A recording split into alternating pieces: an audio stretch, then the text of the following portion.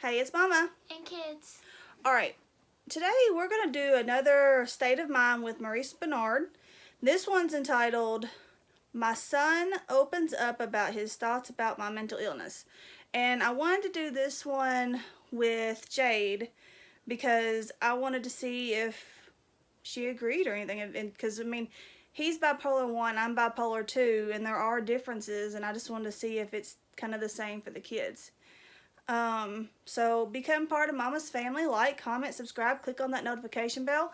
Patreon, Twitter, and the donation tip jar is in the description below. Let's go.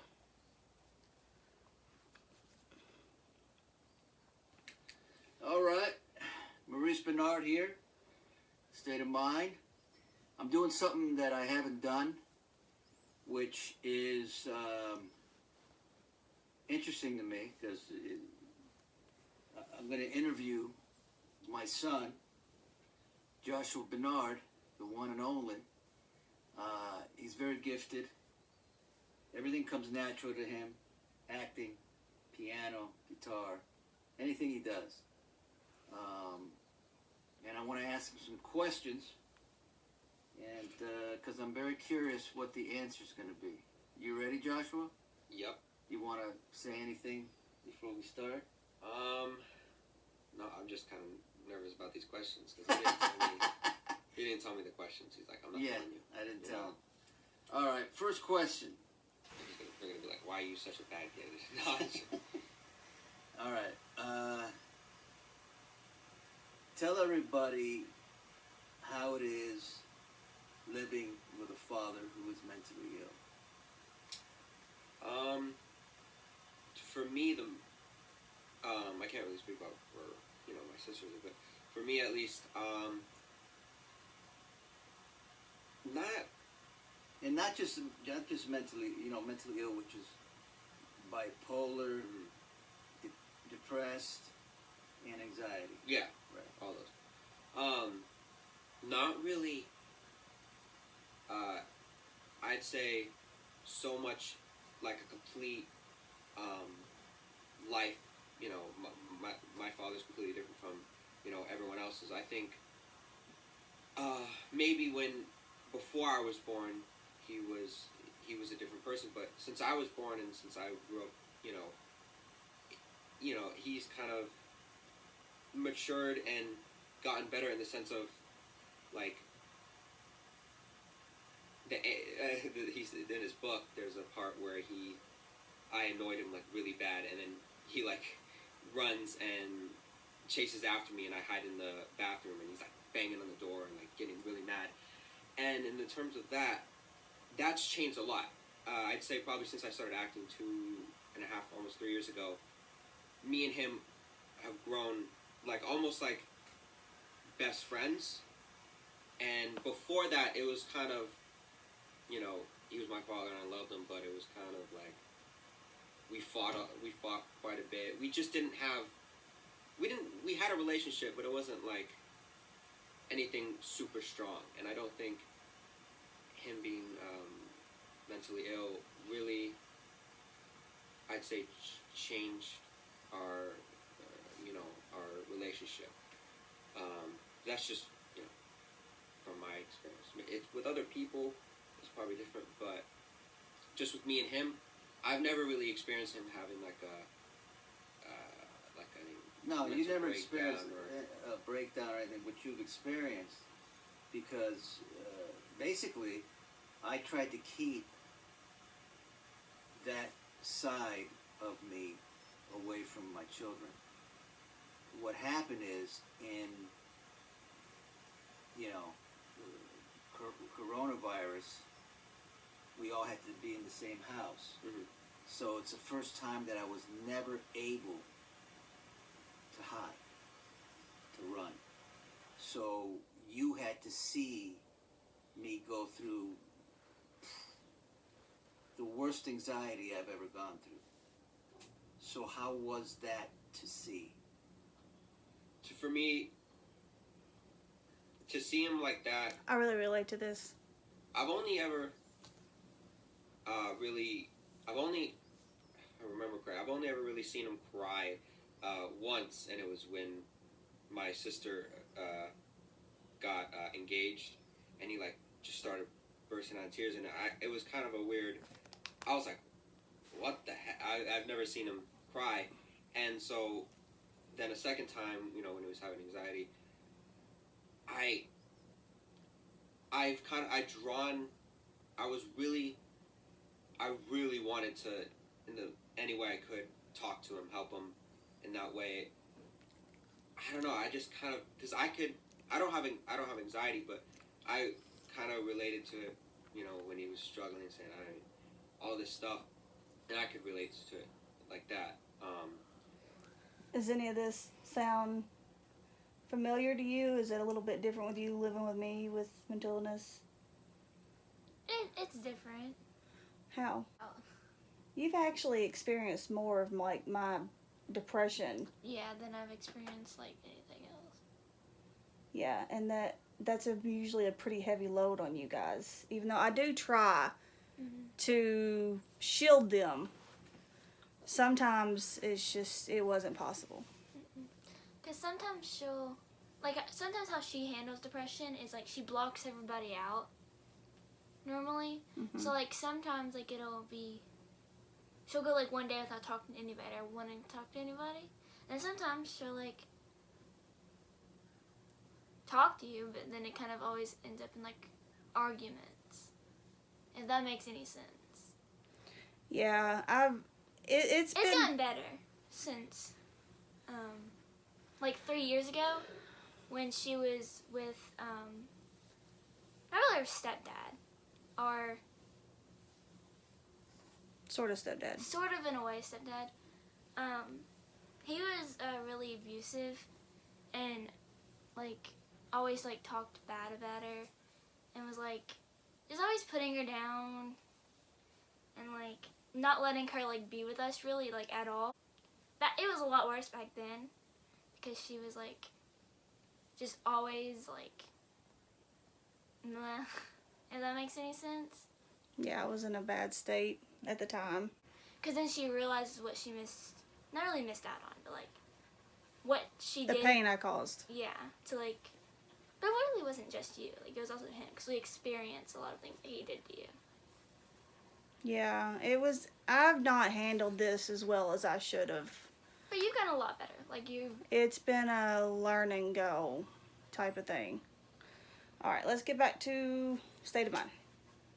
But this is since Corona, the first time me and him, not the first time, but we really, really like talked about what he's doing. Yeah, I was in terrible shape, and literally Joshua became my second Paula. Because he was the one that I could go to, and he would be there and try to talk me down from the ledge, let's say, hypothetically. And he did a great job, and I'm very proud of what he did. And you grow from that because we've never been through that. Mm-hmm. I must have cried in front of you, I don't know how many times. In my life, probably 4, 3. But this last 3 months, just all the time, I didn't care. And just for those people out there, the men out there who think it's weak to cry at her, I knew. I said, well, I couldn't help it because that's where I was at. But I said, I'm going to cry. I don't care. To cry. I don't care to look weak because I want to show my son that it's all right to cry too, and it was cool. All right, second question, but that was good. Are you ever afraid that you could be mentally ill? No, I'm not afraid. We and him talk about that, like, oh, what if I say, oh, what if I'm like you completely? Because my mom and my family always say I'm his doppelganger. I'm like, well, what if I had bipolar? But to me, it doesn't really scare me. I've been so normalized by it. I know, a lot about it from him. When you're so used to something. It doesn't really, I'm not something that I'm scared to get or think that I might have. Yeah, and also, I tell people who ask me that, I'm the best, well, my problem is that I can help a lot of people, but I can't help myself, which is the weirdest thing Facts. when I'm in a bad state. But if you had bipolar, I could help you because I've lived it. So I don't have a problem with that. Before you saw me in this state, were you ever curious what it would look like? Yeah, I mean, in terms of, he would always tell me stories of, how he had these mental breakdowns and how he thought like he was the devil, I think, right? Yeah. I've always been curious to see what that would look like and how that would be, because that story of that he told on Oprah that he scared to kill my mom, and I've always been curious. Threatened to kill you. Well, yeah, threatened to kill. I've always been curious to see, what that's like. Not in like the way of like, oh, it's cool, I want to see that happen, but in the like, I want to be able to know what that is and not be like a total shock. But with this happened just now, and anxiety, I wasn't totally taken back by it. I wasn't like super shocked. You were, but I think you were a little shocked the first time that I. It'd be hard not to be. Yeah, the first time. I think it took you a little by surprise. Mm-hmm. I didn't look at you, but I felt it. Mm. Right? What did you feel? Did you go, he's in. Whoa. Every time I see you, because it's not a lot, I see you in pain, and not just like pain, like, like really bad. That's what I think what really took me back. Oh, yeah. That's relatable. Mm-hmm. I think that's what it is. Not the fact that you were having anxiety, or I think you were in such just agony. Yeah. That's why. And you weren't used to seeing that. No, I'm used to seeing you super mad. Yeah. Not that he's like the Hulk or it, but like that's there's parts. There's sad. There's anger. There's love. I'm used to seeing love. Really mad, little mad. Not ever really sad. So when I do see it, it's kind of. Yeah, because you've never had to see me in that kind of despair. Mm-hmm. And that's the thing, man. Because I didn't. That's what I never wanted my kids to see. But the reality is, You never want your kids to see it. Mm-hmm. I'm getting emotional. The Just can't help reality it is that sometimes. it's a good. I was officially diagnosed with it 4 years ago. But I didn't have a support system. When I found out about it, I was in an abusive, awful relationship. And so I've had to learn it all on my own. And then I went nearly 2 years without my medicine. And that was when I went way down. It was after I done left the relationship and stuff like that. That's when she was talking about when it was really, really bad.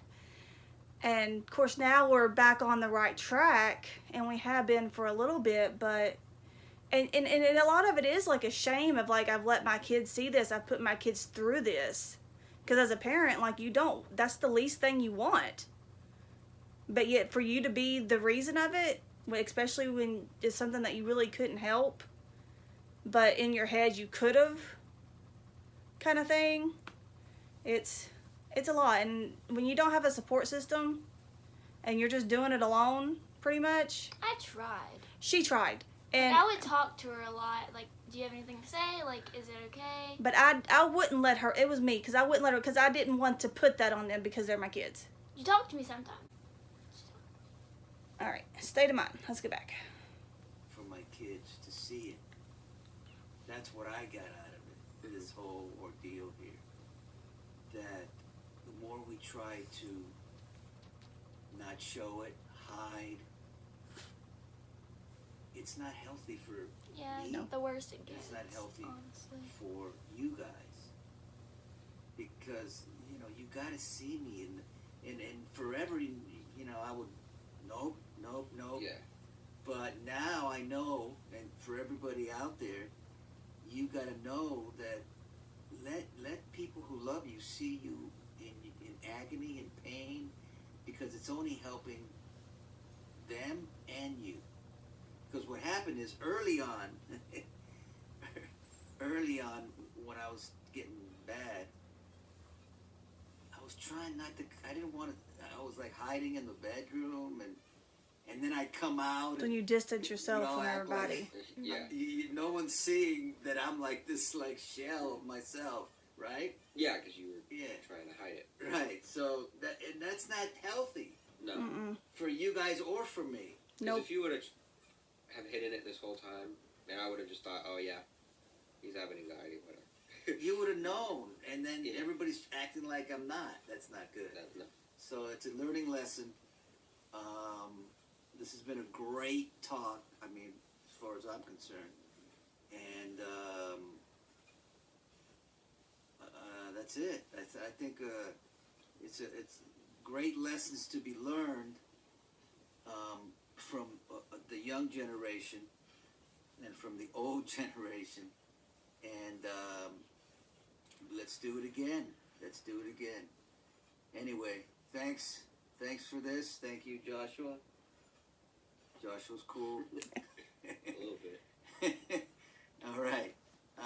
I'll see you next week. And look, I'm going to be putting videos up on Sundays, maybe on Tuesdays too, and maybe 3.